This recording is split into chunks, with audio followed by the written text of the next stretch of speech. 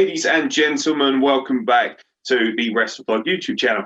I'm, of course, your host, Aaron X, and I'm here to discuss, boom, Impact Wrestling. I promised that I would try and cover this weekly, and I'm going to stick to that promise because I'm really enjoying Impact Wrestling this generation, I suppose.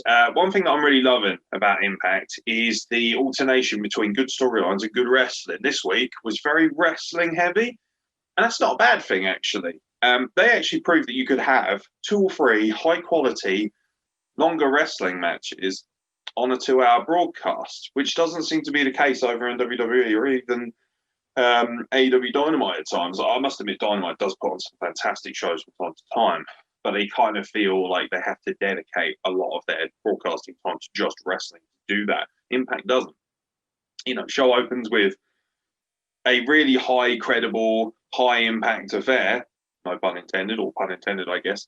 Triple XL versus the Motor City Machine Guns. As they mentioned, of course, last week, it was Lawrence D of Triple XL who had shot Johnny Bravo, his alter ego, so to speak. Yeah, don't really understand that. It went from being kind of like the headline of the show to just being kind of a comedy prop. That's okay. I don't mind that so much. Ultimately, I'm not taking it seriously in the first place. Obviously, it's not a genuine shooting, is it? And also, we've got Undead Realm shenanigans going on with, zombies, bridal zombies. So I can't really critique too much. But I really like this match, really competitive. I really like AC Romero. You see a guy his size, you think, he's going to be very limited. He's not going to be able to do a great deal. It's actually really good. And to be fair to AC Romero as well, he's lost a lot of weight. And as a bigger guy who trains, I really look up to guys like that because I see him move around really well, doing suicida topes and things like that. And I think there's no reason why I can't achieve something like that. So I'm grateful to see someone of that quality and of that size. And obviously the Motor City Machine Guns getting a win. Normally, if you told me that 2 guys of that size had lost to 2 guys of that size, I would have been like, oh, because I do like a little bit of realism in my wrestling. But it's the way it's presented. It's the way you do it. There's nothing wrong with smaller guys winning. Just make it look credible. And that's exactly what they did. I like the fact that they needed to because, it was like a gargantuan effort to get that double suplex, for instance, on AC Romero. Little bits of psychology like that. And obviously you'd expect that from Sabin and Shelley because they're just world class, aren't they? They've been doing this for a very long time. During the show, they had a little throwback to, I think it was Final Resolution in 2010 when they faced the Young Bucks in this insane X Division style ladder match with tables and everything. And you were reminded, 10 years ago, they were at the top of their game and they still are now. And I think that's a really great achievement. And I think that deserves a lot of respect. Sticking with tag team wrestling as well, the women's tag team tournament to crown brand new Knockouts tag team champions rolls on. We finally got a look at Jordan and Jazz. Jordan Grace and Jazz, of course, who are teaming up. This kind of feels like it might be Jazz's farewell run, so to speak. I think she was going to retire beforehand, then COVID hit, and it made things a bit difficult. Jazz is a legend of women's wrestling. As you know, I love women's wrestling. I was very excited to see this match because they were facing Killer Kelly and Renee Michelle. Of course, 2 products of different organizations, 2 very traveled women, actually. Massively, massively underrated. I'm going to nitpick a little bit. First of all, I enjoyed the match. Great match. Obviously, Jazz and Jordan Grace went over, but it was very competitive, and I appreciated that because it could have been very easy for them to just be like, right, you're the 2 powerhouses, you're a legend, you've been our former Knockouts champion, so run over these 2 who have only just really arrived in the company, and we'll go from there.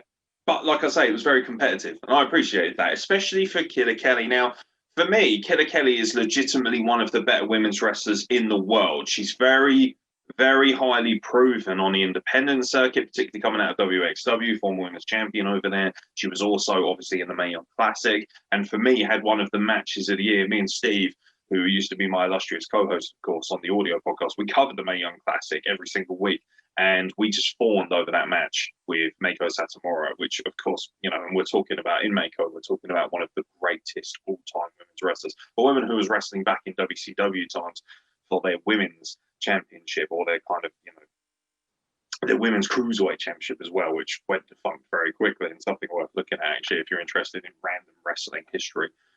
Killer Kelly is so credible and so legit. I'm not going to be one of these dumb smarks who's going to, she should be running over everybody. She's being treated like a jobber. None of those things. But for me, if she isn't going to win her first couple of outings, she lost to Kimberly last week, she lost in this tag team match here, I would have liked to have seen her used in a different format, perhaps. Maybe hold on to her for a little bit and bring her in to deal, have a little rivalry with Deonna Purrazzo, because that's got money written all over it. We're talking about a very accomplished wrestler, very technical, very good at the MMA side of things. She's very violent. I liken Killer Kelly to Impact's answer to Thunder Rosa from NWA. Just very physical, very legit, and also very stunning to look at. And I don't mean just good looking, although obviously she is. I mean just the presence. When she comes out, she feels different. She emotes a response from you, and that's something that wrestlers really should do. And the best wrestlers in the world always have done. The Rock would come out, or Stone Cold, or whatever it may be. Or on the women's side of things, Charlotte Flair or Becky Lynch come out, and you think, yeah, that feels different. You get a feeling, a sense of awe almost from these characters, these athletes. So, it's a small nitpick, but I would have liked to have seen Killer Kelly maybe possibly used in a much more stronger position, because I feel like she deserves that. But nonetheless, getting to see her on a televised platform, since leaving NXT UK and things like that is not a bad thing. I'm thrilled for Killer Kelly as well. She's someone I've met personally, someone who's been, sent me a lovely 8x10 once when I bought a t-shirt. Just somebody that I've got a lot of time for, and I'm very passionate about seeing grow in this industry, and I genuinely think she's a superstar, and I would like to see Impact not only hold on to her but make her a champion at some point, because I think she deserves that. That being said, Jazz and Jordynne Grace move on. They have to be favourites, don't they? It does feel that way. I'm not going to critique Jazz too much for being limited. I saw some of the dumb smarts on social media saying, oh, she's got rubbish ring gear and all that. I was like, mate, you go up to Jazz and tell her that she's not as good as she used to be. Go fuck yourself, man. She's been in this game for a long time. I'm talking 20, 30 years. She was in ECW. She was in WWE. Jazz has been around the block. She's whooped everybody's ass, and she's won major titles in pretty much every company she's been in. So it would be very cool to see her go out on top as a tag team champion, perhaps. But I'm a little bit selfish. I'd like to see Jazz go a couple more years, just because I'd like to see her in person. She's one of the very few legends of this game that I haven't actually had the opportunity to see live, and just somebody that I'd love to talk to, somebody who I have so much time and affinity for, and I imagine she's got so many incredible stories. So for anyone watching this, you need to hit up Jazz's social media and say, hey, you should do WrestlePod podcast, because Aaron Nix loves you to death. I really do. Please, Jazz. We can all dream.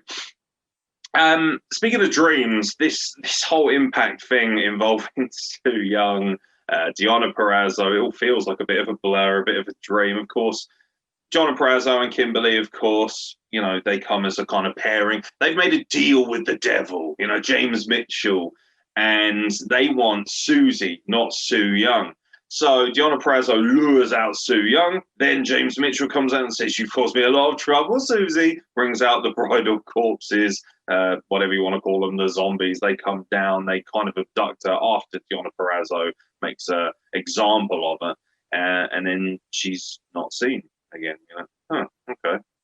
So I'm hoping this is leading to more Undead shenanigans. We've had a lot of the realm of Undead stuff. I think people will remember Kiera Hogan going in to try and get Ali back from the Undead realm. Before that, we had Rosemary as well, and so many things involving that. And I actually think it works quite well. It shouldn't do, but it does. And what I really like is the fact that it seems to be predominantly for the women's side of things as well. It's almost like, hey, this is cinematic, but just for the women. And that's nice, because it does feel like up until now, the men have really had the majority, if not the lion's share, of these cinematic clashes in wrestling. You go back to obviously the Hardys and the Broken Compound, the Legion matches and things like that, EC3 and Moose recently. Even on WWE side of things, it's been Bray Wyatt, it's been Undertaker, it's been AJ Styles, stuff like that.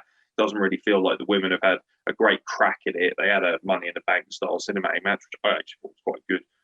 But overall, it definitely feels like it's something for the men. So it's very cool that the Undead Realm, particularly with James Mitchell involved, who is still to this day one of the best talkers and best managers in the world, for that to be predominantly pushed around women's wrestling is really cool to me. And I like the story. I'm interested to see where it goes. And it's a slow burner as well, which I like. They're not just spunking it all.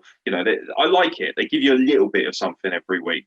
Case in point, our favourite boy, of course, Ethan Page, All Ego, who has completely lost his bananas. I love this guy. He's so entertaining. And I love the juxtaposition between him and Josh Alexander, who is just all serious, all man, all fit. As I've made very clear on this podcast, bit of a man crush on Josh Alexander. How can you not? He's so awesome and he's so manly and he's a specimen. Just look at him. And also he's a world-class wrestler, the walking weapon, Josh Alexander. And he's just leant against the wall with his arms crossed while Ethan Page goes a little bit spare. And I like how Ethan Page basically says, I'm the guy who took out LG. I'm the one who took out Big Dog Gallows. But I'm not going to kind of say that. I am, but I'm not. It was me. Oh, it's someone who's good looking, someone who's got a handle on karate, etc., etc. But was it me? Oh, we don't know. Just playing around, trying to lure Carl Anderson in. And of course, Carl Anderson accepts his proposition later on. A singles match between the two at the next pay-per-view of sorts. It will be on Impact Plus, December the 12th, I believe. So about a week and a half from now. And obviously, that'll be for an opportunity at tag team titles. So if Ethan Page wins, they'll get an opportunity to get back their tag team championships. And of course, the North, they're not teasing them breaking up, but they're teasing a little bit of dissension, aren't they? Because Josh Alexander's like, you know, what are you doing? I don't even know what you're doing, mate. It's almost like he's his carer in a lot of ways. And Ethan Page is on fire on the mic. He always has been, but he is particularly special right now. He feels like one of the best characters in the world of wrestling, full stop. Got a lot of time for Ethan Page, got a lot of time and a lot of love for All Ego, and particularly the North, who for me should have been the number one position tag team in the PWI tag team list. People can bang on about FTR and all that all they want, but we're talking about a team that held the Impact Tag Team Championships for a year. We're talking about one of the most charismatic and best promo workers in the entire industry. And as workers in terms of in-ring and psychology and everything, there aren't any tag teams that do it better than these guys. They are my number one tag team in the world right now. And that's high praise because I am a monstrous fan of FTR. I am a huge fan of teams like the Lucha Brothers, teams like Proud and Powerful, teams like the Usos when they're fit and ready to go. And of course, the New Day. There's so many good tag teams out in the world. So for me to have the North at the top speaks volumes about what they've done. And I know people are saying, well, who gives a shit about your fucking opinion? Well, if you're watching, you obviously do a little bit. And if you're not, well, shame on you.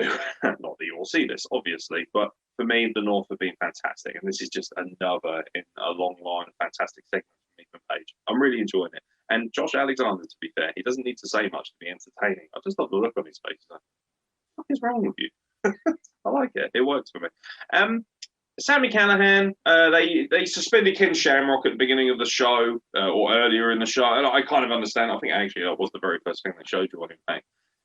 That's fine, whatever. I'm not overly bothered about seeing Ken Shamrock every week.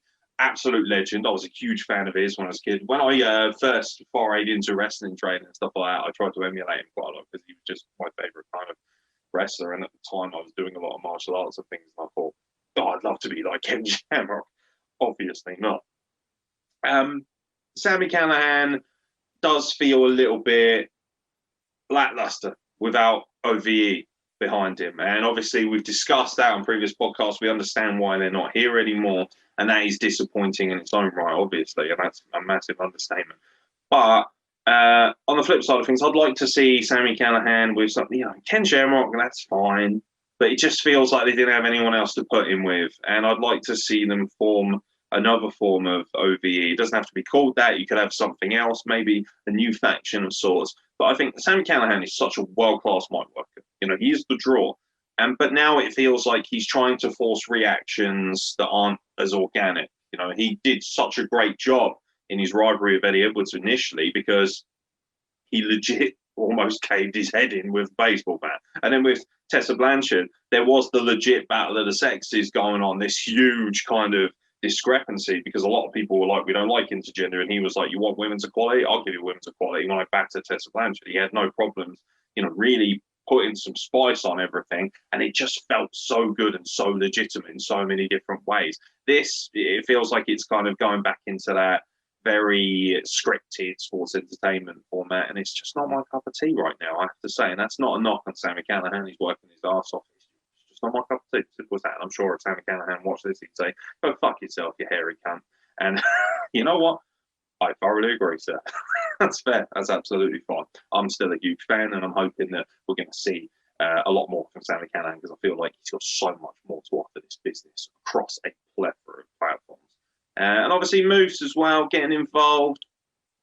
The main event was fantastic, by the way. I love Chris Bay. Man, I'm so excited. This guy's going to be in the Super Juniors. Oh, my Lord. Or the Super J Cup. I think it might be the Super J Cup or it might be the Super Juniors. My apologies for getting that wrong. Either way, I'm going to be watching. He's going to be in NJPW. So is TJP. So is Leo Rush as well, which I'm so excited for. It's a huge mark for Leo Rush. I'm just thrilled about it. Chris Bay is fantastic. And do you know what, right? I see a lot of people talking about the discrepancies and the issues involving people of color. Not enough African-American wrestlers being pushed. Not enough, people watch WWE. Oh, where are all the African-American women? And all this kind of stuff. I'm sorry, but Impact are giving you weekly the top quality, high quality African-American wrestlers. Whether it be Tasha Steelz and Kiera Hogan, who had a very funny interaction with Johnny Swinger, who is starting to go actually one of my favorites. He's like guilty pleasure for me. I do like him. Just the way he talks is so funny. But you've got Steelz and Hogan, who look like the most credible and legit women's tag team in Impact, and also just world-class wrestlers in their own right. They've got an amazing look as well. Beautiful, stunning human beings in every sense. You've got Chris Bay, you've got Willie Mack, you've got Moose. There's a lot of you've got Rich Swann, who is your heavyweight champion. He is the guy in this company. He's African American. You know what? Impact Wrestling. If we're going to be super woke, and you know me, I'm not super leftist. I am a centralist Democrat, so to speak. For me, I just think that Impact deserves a lot of love. We're always banging on about how certain companies don't push certain people. Impact does. Impact is quite happy to say these guys are super talented. These are some of the best wrestlers in the world. So here you go. And it does not just America. It's not just African American either. Excuse me. It also, as pertains to different things. Su Young obviously has an Asian background of sorts, from what I can tell. Rojit Raju, of course, with his Indian heritage. There's a lot of different things in place here. TJP, Falabar, everybody here, they use everybody. They use everybody, and they have no problem putting people in positions of power or in positions of higher up, in positions of strength based on their talent, not on how they look. And some other companies can certainly be nitpicked for that. They absolutely can, and rightfully so.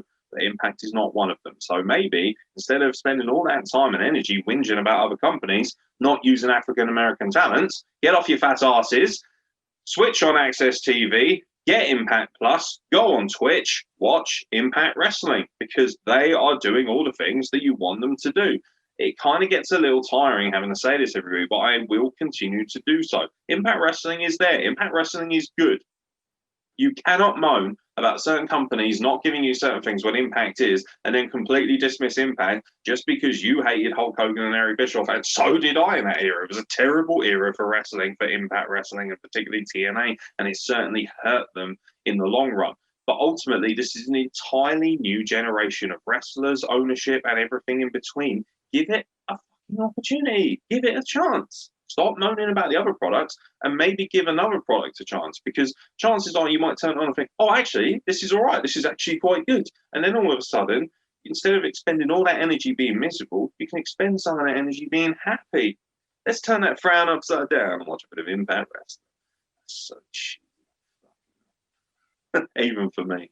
Far be it for me to be Mr. Positive, but please give Impact Wrestling an opportunity. Willie Mack and Chris Bay. Saucy. Willie Mack, sir. Suchu, sir. Chris Bay. Suchu. A little bit of both of them going after each other for a possible title shot against Rich Swann, sir. Suchu, sir. Suchu. By the way, Rich. Exactly right. Rich Swann, sir. Say that 10 times. That's difficult. I thought this match was fantastic. I love Willie Mack. I think.